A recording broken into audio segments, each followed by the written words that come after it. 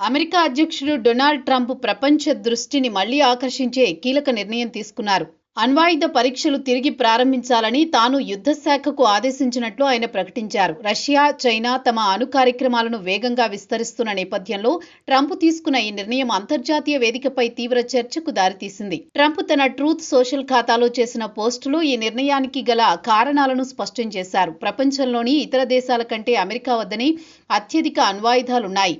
నా మొదటి అధ్యక్ష పదవీ కాలంలోనే దీనిని సాధించాం. ఈ ఆయుధాలను ఉన్న విధ్వంసక శక్తి కారణంగా నేను పరీక్షలు నిలిపివేశాను అని తెలిపారు. ప్రత్యర్థి దేశాల విస్తరణతో ఇప్పుడు వేరే మార్గం లేదు. రష్యా 2వ స్థానంలో ఉంది, చైనా 3వ స్థానంలో ఉంది. వచ్చే 5 ఏళ్లలో ఈ దేశాలు మన స్థాయికి చేరే అవకాశం ఉంది అని తెలిపారు.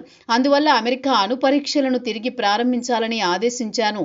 ఈ ప్రక్రియ వెంటనే ప్రారంభమవుతుందని ఆయన పేర్కొన్నారు. ట్రంప్ ఈ ప్రకటన చేయడానికి ప్రధాన కారణం రష్యా, చైనాల యొక్క దూకుడు అణు కార్యక్రమాలేనని తెలుస్తోంది. రష్యా ఇటీవల తన ఆయుధ ఉత్పత్తిని విస్తరించడమే కాక కీలక ఆయుధ నియంత్రణ ఒప్పందాల నుంచి వైదొలిగింది. ముఖ్యంగా రష్యా అధ్యక్షుడు వ్లాదిమిర్ పుతిన్ స్వయంగా అణుశక్తి ఆధారిత సబ్మెర్సిబుల్ డ్రోన్ పోసిడాన్ను విజయవంతంగా పరీక్షించినట్టు ప్రకటించారు. అదే సమయంలో చైనా కూడా తన అణు ఆయుధ సామర్థ్యాలను వేగంగా విస్తరిస్తోంది.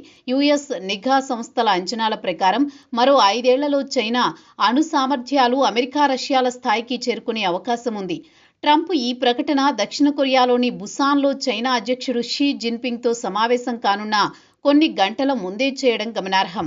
ఈ పరిణామం అమెరికా, చైనా మధ్య సాంకేతిక, రక్షణ రంగాల్లోని ఉద్రిక్తతలను మరింత పెంచే అవకాశం ఉందని అంతర్జాతీయ విశ్లేషకులు భావిస్తున్నారు. ఈ నిర్ణయం అమల్లోకి వస్తే దాదాపు 3 దశాబ్దాల తర్వాత అమెరికా అణ్వాయుధ పరీక్షలను మళ్లీ ప్రారంభించినట్లవుతుంది. ఈ అంశంపై ఇప్పటి వరకు పెంటగాన్ ఎలాంటి అధికారిక ప్రకటన విడుదల చేయలేదు. ట్రంప్ ఈ నిర్ణయం ప్రపంచ భద్రతా సమతౌల్యాన్ని కదిలించే చర్యగా విశ్లేషకులు పేర్కొంటున్నారు. ప్రపంచ దేశాల ప్రతిస్పందనలు ఎలా ఉంటాయన్నది ఇప్పుడు ఆసక్తికరంగా మారింది.